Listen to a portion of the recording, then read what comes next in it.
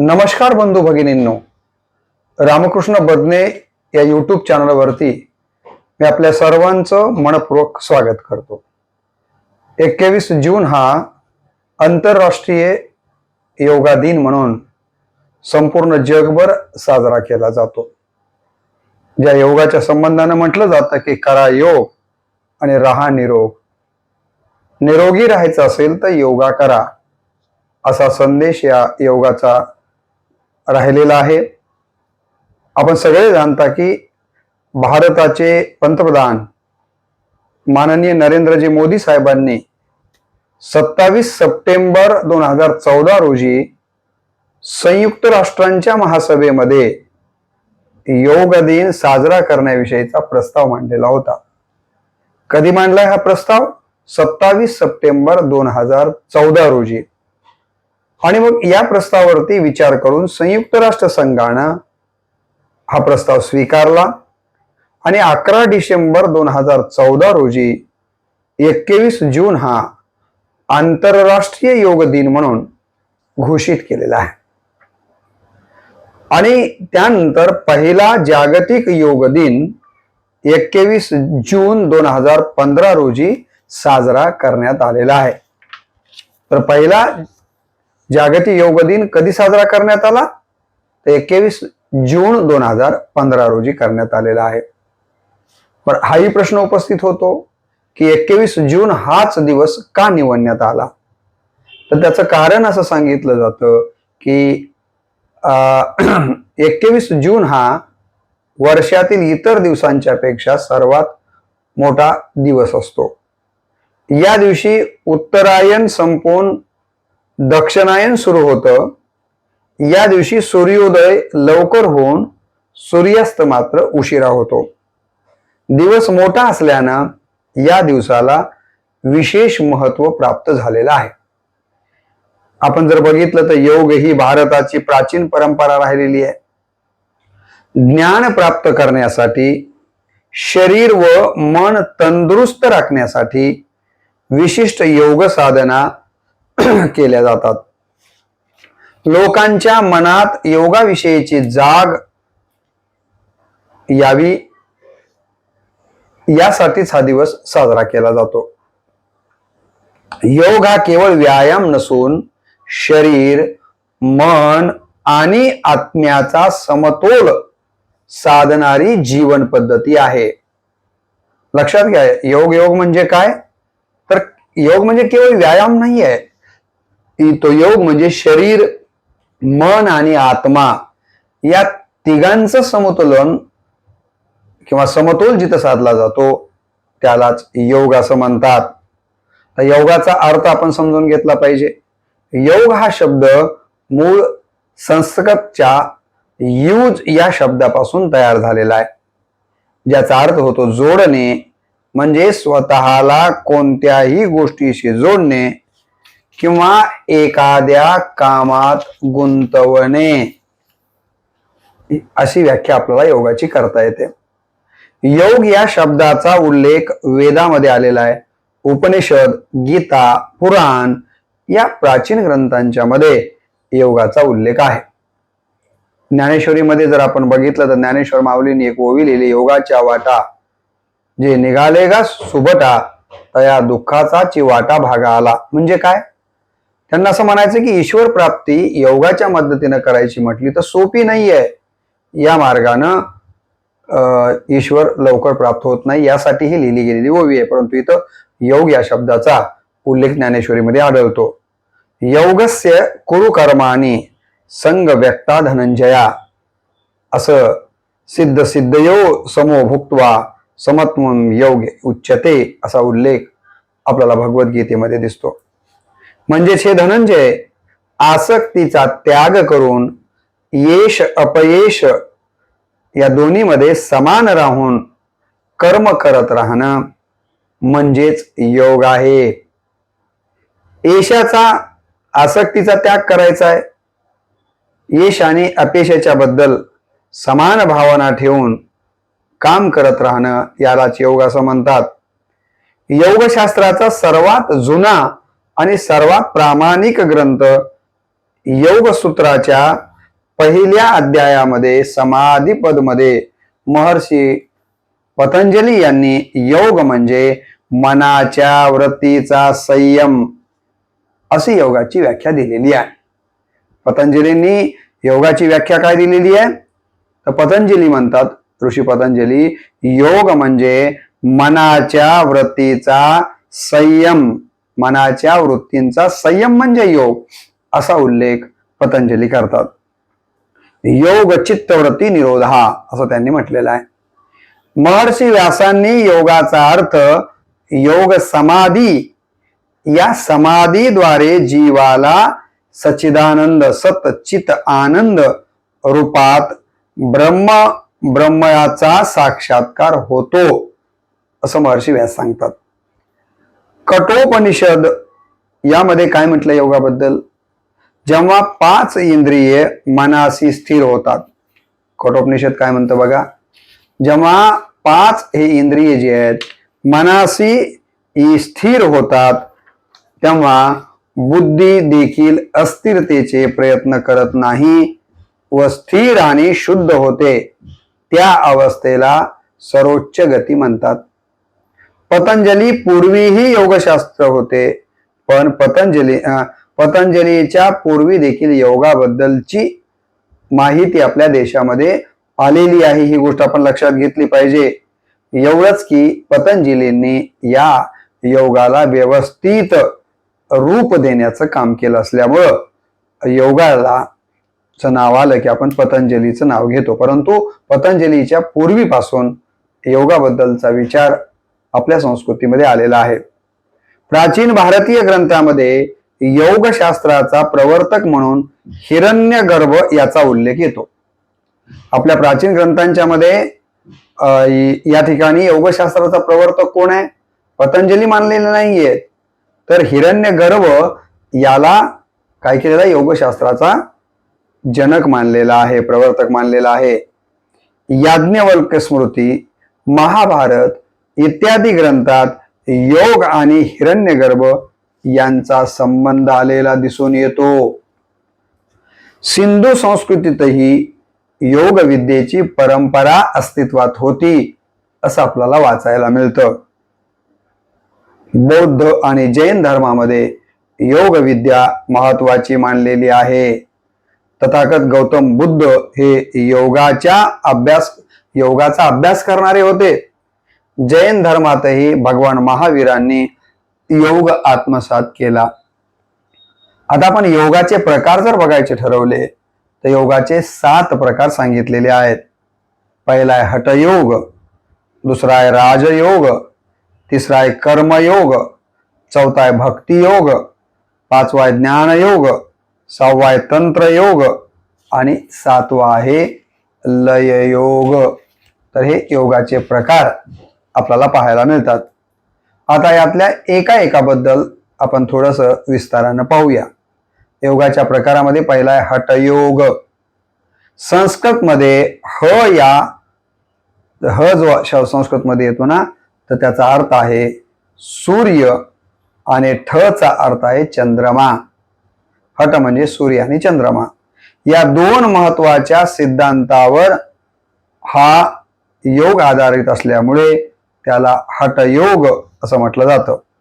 शतकर्म, आसन, मुद्रा, प्राणायाम, प्रत्याहार, ध्यान आणि समाधी हे हठयोगाचे 7 भाग सांगितले गेलेले आहेत. परंतु हठयोगाची भर कुंडलिनी जागरणासाठी आसन, बंधन, मुद्रा आणि प्राणायामावर अधिक असते हे आपण इथं लक्षात घेणं गरजेचं आहे. योगाचा दुसरा जो प्रकार सांगितलेला आहे तो आहे राजयोग. राजयोग मन आणि शरीराची एकाग्रता. राजयोग काय करतो? मन आणि शरीराची एकाग्रता लक्ष आणि अनुशासनवर केंद्रित राहिलेली आहे. यम, नियम, आसन, प्राणायाम, प्रत्याहार, धारणा, ध्यान आणि समाधी हे पतंजलीच्या राजयोगाचे 8 भाग राहिलेले आहेत. त्यांनाच अष्टांग योग असं म्हटलं जातं. काय म्हटलं जातं? अष्टांग योग म्हटलं जातं. तर हा दुसरा जो आहे, ज्याला आपण पहिल्याला हठयोग म्हणलं, दुसरा जो आहे तो राजयोग दुसरा आहे. आणि योगाचा तिसरा प्रकार म्हणजे कर्मयोग. कोणता आहे? कर्मयोग. आपले कार्य प्रामाणिकपणे करणे म्हणजे कर्मयोग. कृतीत कार्यक्षमता आणणे हा त्याचा उद्देश आहे. हा सहज योग आहे. कोणता? कर्मयोग. त्यानंतर जो योगाचा प्रकार येतो तो भक्तियोग. कोणता येतो? भक्तियोग. श्रवण, कीर्तन, स्मरण, पादसेवन, अर्चन. आपल्याला माहिती आहे भक्तीचे 9 प्रकार आहेत. त्यामध्ये हे अर्चन, त्यानंतर येतं वंदन, नंतर दास्य आणि नंतर सख्य आणि शेवटचा आहे आत्मनिवेदनम. या 9 भागांना नवविध भक्ती म्हणतात. हाच आहे भक्तियोग. नवविधा भक्ती म्हणजेच भक्तियोग आहे. तर असा हा योगाचा चौथा प्रकार आहे. योगाचा जो 5वा प्रकार आहे त्यालाच ज्ञानयोग असं म्हणतात. मनापासून नकारात्मक ऊर्जा मुक्त करणे. ज्ञानयोग म्हणजे शुद्ध आत्म्याच्या ज्ञानाची प्राप्ती हेच ज्ञानयोग आहे. यालाच ब्रह्मयोग व सांख्ययोग देखील म्हटलेला आहे. आत्मबोध, अहंकार काढून टाकणे, आत्मानुभूती या सिद्धांतावर हा योग अवलंबून आहे. त्यानंतर जो योगाचा प्रकार येतो तो म्हणजे तंत्रयोग. यामध्ये पुरुष आणि स्त्रिया मिळून इंद्रियावर संयम ठेवून योग करतात. हा देखील कुंडलिनी योग आहे. काय नाव आहे याचं? तंत्रयोग. त्यानंतर 7वा जो येतो तो आहे लययोग, ज्यामध्ये यम, नियम, स्थूल क्रिया, सूक्ष्म क्रिया, प्रत्याहार, धारणा, ध्यान आणि समाधी हे 8 लय योगाचे भाग सांगितलेले आहेत. तर असे हे आपल्याला मी म्हणाल्याप्रमाणे 7 योगाचे प्रकार आपल्याला पाहता येतात. त्यानंतर आता आपण अष्टांग योगाच्या बद्दल माहिती घेणार आहोत. महर्षी पतंजलींनी योगाची व्याख्या मनाचा अंतप्रेरणेवर नियंत्रण. मनाच्या अंतप्रेरणेवर नियंत्रण हे योगाची व्याख्या महर्षी पतंजलींनी केलेली आहे. योगसूत्रामध्ये पुन्हा पतंजलींनी योगसूत्रामध्ये त्यांनी संपूर्ण आरोग्यासाठी, शारीरिक, मानसिक आणि आध्यात्मिक शुद्धीसाठी 8 अंगांचा मार्ग स्पष्ट केलेला आहे. त्यालाच आपण अष्टांग योग असं म्हणतो. योगाची ही 8 अंग कोणती आहेत याचा उल्लेख तर मी पूर्वी केला, परंतु थोडा विस्तारही या ठिकाणी पाहूया. अष्टांग योगामधले महर्षी पतंजलींनी जे 8 अंग सांगितले त्यातलं पहिलं अंग आहे यम. 5 सामाजिक नैतिक नियम या यमच्या अंतर्गत सांगितलेले आहेत. पहिला सांगितलाय अहिंसा. वाणीच्या द्वारे, विचाराच्या द्वारे आणि कृतीने कोणत्याही जीवाला इजा न करणं यालाच अहिंसा असं म्हटलं गेलेलं आहे. यामध्ये अष्टांग योगामध्ये दुसरं यमामध्ये जे येतं, दुसरं जे येतं ते सत्य. मन, वचन आणि कृतीने सत्यतेचं पालन करायचंय. कशानं? मनाने सत्यतेचं पालन, वचनातही सत्यता असली पाहिजे आणि कृतीमध्ये देखील सत्यता असली पाहिजे. यानंतर यमामधलं तिसरं जे सांगितलंय त्याला म्हणतो आपण, काय म्हणतो? अस्तेय. तिसरं काय? अस्तेय. चोरीपासून दूर राहणे. चौथा आहे ब्रह्मचर्य. संयम बाळगणे किंवा सर्व इंद्रिय सुखापासून पूर्णपणे मुक्त होणे. संयम बाळगणे किंवा सर्व इंद्रिया सुखापासून पूर्णपणे मुक्त होणे यालाच ब्रह्मचर्य असं म्हटलंय. त्यानंतर 5वं जे येतं ते अपरिग्रह. अपरिग्रहाचा अर्थ काय? आवश्यकतेपेक्षा जास्त साठा न करणं आणि इतरांच्या वस्तू मिळविण्याची इच्छा न करणं यालाच अपरिग्रह असं म्हटलं गेलेलं आहे. आता अष्टांग योग मधल्या या यमातले हे 5 मी तुम्हाला उपविभाग सांगितले. अष्टांग योगामधला दुसरा जो सांगितलेला तो आहे नियम. पहिला यम, दुसरं नियम. नियम म्हणजे काय? योग सूत्रामध्ये 5 वैयक्तिक नियम सांगितलेले आहेत. योग सूत्रामध्ये महर्षी पतंजलींनी काय सांगितलेलं आहे? तर वैयक्तिक 5 नियम सांगितलेले आहेत. कोणते? शौच, शरीर आणि मनाची, शौच म्हणजे शरीर आणि मनाची स्वच्छता. केवळ शरीराची स्वच्छता नाही आहे, तर मनाची देखील स्वच्छता इथं सांगितलेली आहे. दुसरा आहे संतोष. जीवनात जे काही मिळतं त्यात समाधानी राहणे आणि जे मिळवणे योग्य आहे त्यासाठी प्रयत्न करणे, त्यासाठी दुःख न करणे, यालाच संतोष असं म्हटलेलं आहे. काय म्हटलं मी तुम्हाला? जीवनात जे काही मिळतं त्यामध्ये आपण समाधानी राहायचंय, त्याला संतोष म्हणतात. आणि जे मिळवणं योग्य आहे त्यासाठीच प्रयत्न करायचा आहे. जे मिळवणं योग्य नाहीये आणि जे मिळवणं योग्य नाहीये ते मिळवण्याच्या पाठीमागे लागायचं नाहीये आणि त्यासाठी दुःखही करायचं नाहीये. असं वर्तन म्हणजेच संतोष होय. तिसरं जे आहे तप. तप म्हणजे काय? कष्ट सहन करणे, स्वयंशिस्तीत राहणे. तप म्हणजे कष्ट सहन करणे आणि स्वयंशिस्तीमध्ये राहणं. त्यानंतर चौथं जे येतं त्याला स्वाध्याय असं म्हणतात. स्वाध्याय म्हणजे काय? आत्मचिंतन, आत्मनिरीक्षण करणं. स्वाध्याय म्हणजे आत्मचिंतन करायचंय, आत्मनिरीक्षण करायचंय, त्यालाच स्वाध्याय असं म्हटलं गेलेलं आहे. सर्व आता त्यानंतरचं जे येतं 5वं ते ईश्वर प्रणिधान. 5वं काय आहे? ईश्वर प्रणिधान म्हणजे सर्व शुभ अशुभ कर्मे मनाने, शब्दाने, पूर्ण भक्तीने, पूर्ण श्रद्धेने आणि निष्ठेने भगवंताला अर्पण करणं, देवाला आपलं सर्वस्व मानणं, फळप्राप्तीपासून मुक्त राहणं, या सगळ्या ज्या बाबी येतात त्या ईश्वर प्रणिधान यामध्ये येतात. आता आपल्याला अष्टांग योगामधला तिसरं पाहायचं ते म्हणजे आसन. आसन म्हणजे काय? आसन हा अष्टांग अंगाचा तिसरा मार्ग आहे.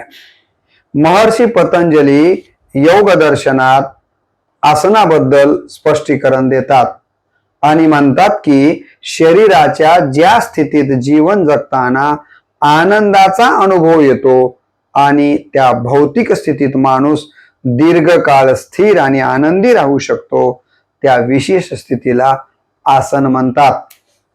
आसन म्हणजे काय? पुन्हा एकदा आपल्याला मी सांगतो त्याबद्दल महर्षी पतंजलींचं योगदर्शनामध्ये काय म्हणणं आहे की शरीराच्या ज्या स्थितीत जीवन जगताना आनंदाचा अनुभव येतो आणि त्या भौतिक स्थितीत माणूस दीर्घकाळ स्थिर आणि आनंदी राहू शकतो त्या विशेष स्थितीला आसन म्हणतात. महर्षी पतंजलींनी किती आसने आहेत ते स्पष्टपणे मात्र सांगितलेलं नाहीये, पण हठयोग प्रदीपिकानुसार या पृथ्वी तलावर जीव जंतू इतके आसनांचे प्रकार आहेत आणि सध्याच्या काळात प्रचलित असलेली बरीचशी आसनं या नावाने प्रचलित आहेत, जसे मर्कटासन, मकरासन, गोमुखासन इत्यादी. तरी आसनाबद्दल अष्टांग योगातल्या तिसऱ्याबद्दल सांगितलं गेलेलं आहे. अष्टांगामध्ये चौथं जे सांगितलंय ते म्हणजे प्राणायाम.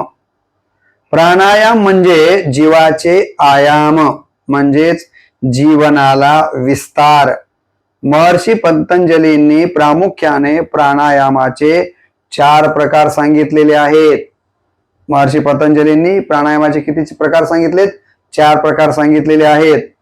जेव्हा आपण श्वास घेतो तेव्हा आपण प्रामुख्याने 3 क्रिया करतो. माणूस जेव्हा श्वास घेतो तेव्हा 3 क्रिया करतो. कोणत्या? पूरक, नियंत्रित आणि लयबद्ध श्वासोच्छवासाला यौगिक भाषेमध्ये पूरक म्हणतात. पूरक म्हणजे काय?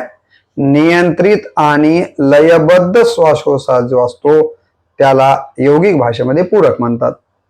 दुसरं जे आहे ते कुंभक. कुंभक म्हणजे काय? श्वास नियंत्रित आणि लयबद्धपणे रोखणे. नियंत्रित आणि लयबद्धपणे जेव्हा आपण श्वास रोखतो त्याला कुंभक असं म्हटलं जातं. कुंभक दोन प्रकारचे सांगितलेले आहेत. बाहेरचा श्वास नियंत्रित आणि लयबद्ध पद्धतीने थांबविण्याच्या क्रियेला बाह्य कुंभक म्हणतात आणि नियंत्रित आणि लयबद्ध पद्धतीने थांबविण्याच्या क्रियेला जे आपण बाह्य कुंभक म्हणतो की नाही, नियंत्रित आणि लयबद्ध श्वास घेऊन आत श्वास रोखण्याच्या क्रियेला अंत कुंभक म्हणतात. बाहेर श्वास रोखण्याच्याला बाह्य कुंभक आणि आत श्वास रोखण्याच्या क्रियेला अंतकुंभक असं म्हटलं गेलेलं आहे. त्यानंतर आपल्याला अष्टांग योगामधला पुढचं पाहायचे प्रत्याहार. प्रत्याहार हा अष्टांग योगाचा 5वा भाग मानला गेलेला आहे. योगातील प्रत्याहाराचा शाब्दिक अर्थ इंद्रियांना त्यांच्या अन्न पदार्थांपासून दूर करणे असा आहे. प्रत्याहाराचा अर्थ काय आहे? शाब्दिक अर्थ इंद्रियांना त्यांच्या अन्न पदार्थांपासून दूर करणे म्हणजे प्रत्याहार असं पतंजली सांगतात. इंद्रिय दोन प्रकारची सांगितली गेलेली आहेत. एक आहे ज्ञानेंद्रिय आणि दुसरं आहे कर्मेंद्रिय. ज्या इंद्रियांद्वारे ज्ञान अनुभवलं जातं त्यांना आपण ज्ञानेंद्रिय म्हणतो आणि ही ज्ञानेंद्रिय 5 सांगितलेली आहेत. पहिलं आहे ज्ञानेंद्रिय, पहिलं ज्ञानेंद्रिय डोळा ज्याला चक्षु म्हटलं जातं. दुसरं ज्ञानेंद्रिय आहे कान ज्याला श्रोत्र म्हटलं जातं. तिसरं ज्ञानेंद्रिय आहे नाक ज्याला नाशिक म्हटलं जातं. 4th ज्ञानेंद्रिय आहे जीभ ज्याला जिव्हा म्हटलं जातं. 5वं ज्ञानेंद्रिय त्वचा त्याला तवक असं म्हटलं जातं. तर अशी ही 5 ज्ञानेंद्रिय आपल्याकडे सांगितलेली आहेत. कान, नाक म्हणजे डोळा, कान, नाक, जीभ आणि त्वचा हे 5 ज्ञानेंद्रिय आहेत. प्रत्येक इंद्रियांचे स्वतःचे विषय आहेत. अशा प्रकारचे 5 विषय सांगितले जातात. रूप, श्रवण, गंध, रस, स्पर्श या 5 ज्ञानेंद्रियाचे हे 5 विषय आहेत. इंद्रियांना त्यांच्या अन्नापासून म्हणजेच विषयापासून दूर ठेवणं याला योगाच्या भाषेत प्रत्याहार असं म्हटलं जातं. इंद्रियांना समजा ज्ञानेंद्रियांना हे जे 5 विषय मी आपल्याला सांगितले रूप, श्रवण, गंध, रस आणि स्पर्श यांच्यापासून दूर ठेवणं यालाच प्रत्याहार म्हटलं गेलेलं आहे. अष्टांगामध्ये 6वं जे सांगितले त्याला धारणा असं म्हणतात. मनाला एकाच विचाराशी बांधून ठेवण्याच्या कृतीला धारणा म्हणतात. पुन्हा एकदा ऐका, मनाला एकाच विचाराशी बांधून ठेवण्याच्या कृतीला धारणा म्हणतात. पतंजलीच्या अष्टांग योगाचा हा 6वा भाग आहे. याच्या आधीचे जे 5 अंग आपल्याला सांगितले, मी किती अंग सांगितले? याच्या अगोदरचे जे 5 अंग सांगितलेले आहेत त्या 5 अंगांलाच यम, नियम, आसन, प्राणायाम आणि प्रत्याहार असं म्हणतात, जे योगामध्ये बाह्य साधनं मानली गेलेली आहेत. प्रत्याहार, धारणा, ध्यान आणि समाधी यांना योगाचे अंतर्भाग किंवा साधन असे म्हणतात. धारणा हा शब्द ध्री या धातूपासून बनला आहे. याचा अर्थ पकडणे, हाताळणे, धरून ठेवणे किंवा आधार देणे. योग दर्शनानुसार धारणा म्हणजे मनाला एका विशिष्ट ठिकाणी मनाच्या आत किंवा बाहेर स्थिर करण्याचं नाव म्हणजे धारणा आहे. धारणा म्हणजे स्थिर आणि एकाग्र मनाला विशेष स्थानावर थांबवणं याला धारणा असं म्हटलं जातं. 7वं जे आहे अष्टांग योगामधलं ते आहे ध्यान. ध्यान ही जागरूक मनाची एक प्रक्रिया आहे. ध्यान ही जागरूक मनाची एक प्रक्रिया आहे. मनुष्याने सर्व बाह्य कार्यापासून अलिप्त राहून कोणत्याही एका कामात तल्लीन होणं म्हणजे ध्यान होय. तात्पर्य असे आहे की एखाद्या कामात इतके मग्न राहणे की त्याला वेळ, काळ, हवामान आणि इतर शारीरिक गरजांचं भान राहू नये याला ध्यान म्हटलं गेलेलं आहे. लक्षात आलं ना? कशाचंच भान न ठेवता त्या गोष्टीमध्ये डुबून जाणं त्याला ध्यान म्हटलं गेलेलं आहे. आणि अष्टांग योगामध्ये महर्षी पतंजलींनी सांगितलं ते आठवं म्हणजे समाधी. ध्यानाचा उच्च अवस्थेलाच समाधी म्हटलं गेलेलं आहे. जेव्हा साधक त्या वस्तूच्या ध्यानात पूर्णपणे मग्न असतो, त्यावर तो ध्यान करतो आणि त्याला त्याच्या अस्तित्वाचे भान नसते, तेव्हा त्याला आपण समाधी म्हणतो. आपण म्हणतो नेहमी, अरे बाबा त्या माणसाला समाधी लागली. तर समाधीचा असा अर्थ आहे. खरं जर आपण बघितलं तर आपल्या आयुष्यामध्ये योगाचं अनन्यसाधारण महत्व आहे. योगामुळे आपलं शारीरिक आरोग्य सुधारतं. ताण तणाव आजच्या काळामध्ये सर्वात मोठा आजार जर कोणता असेल तर तो ताणतणावाचा आहे. त्याच्यात तो ताणतणाव कमी करण्यासाठी योग महत्वाचा आहे. स्मरणशक्ती योगामुळे वाढते. आपल्यामध्ये एकाग्रता येण्याचं काम योगामुळे घडतं. योगामुळे शरीर लवचिक बनण्याचं काम होतं. मधुमेह, रक्तदाब, लठ्ठपणा यासारख्या आजारावर आपल्याला नियंत्रण ठेवता येतं. आणि म्हणून आपल्याकडं जगभर 21 जून हा जागतिक योग दिन म्हणून साजरा केला जातो. या दिवशी शाळा, महाविद्यालय, सरकारी कार्यालय, विविध संस्थांच्या मध्ये सामूहिक योगाभ्यासाचे आयोजन केलं जातं. योगाविषयी व्याख्यानं दिली जातात, प्रात्यक्षिकं केले जातात आणि जनजागृतीचे कार्यक्रम देखील आयोजित केले जातात. खरं तर भगवद्गीतेमध्ये योग कर्म सुकौशल्यम असा उल्लेख आलेला आहे. योग म्हणजे कामातील कौशल्य असा उल्लेख भगवान अर्जुनाला भगवान सांगताना दिसतात. हे अर्जुना, योग म्हणजे काही नाही आहे. योग कर्म सुकौशल्यम, आपल्या कामामध्ये कौशल्य प्राप्त करणं हाच योग आहे असं भगवान श्रीकृष्ण अर्जुनाला सांगतात. मी म्हणेन की मनाचे तणाव दूर करी योग, मनाचे तणाव दूर करी योग, दूर होती रोग योगाभ्यासे, दूर होती रोग योगाभ्यासे. भगवान श्रीकृष्णांना आपण योगेश्वर म्हटलं कारण त्यांनी योगाला देखील महत्व दिलेलं आहे. कामाचं कौशल्य हाच योग खरा, हेच चित्ती धरा सांगे कृष्ण. कामाचे कौशल्य हाच योग खरा, हेच चित्ती धरा सांगे कृष्ण. कृष्णांनी योगाबद्दल अशा पद्धतीचा विचार दिलेला आहे. आपण खरं तर आज योगाच्या दिवशीच हा संकल्प करावा असा नाही, तर नेहमी हा संकल्प केला पाहिजे की मी दररोज योगासनं करीन, फिरण्याचा व्यायाम दररोज मी करत राहीन, दीर्घ श्वसन करत राहीन, चरबयुक्त पदार्थ खाणे टाळीन, प्रमाणाबाहेर विचार करणं टाळेन, महत्वाकांक्षाचे मजले जरा थोडे कमी करेन. खरं माणसाची महत्वाकांक्षा संपतच नाहीये, मजल्यावर मजले वाढत जातात. तर ते मी कमी करेन आणि स्वतःकडे मी जास्तीचं लक्ष देईन.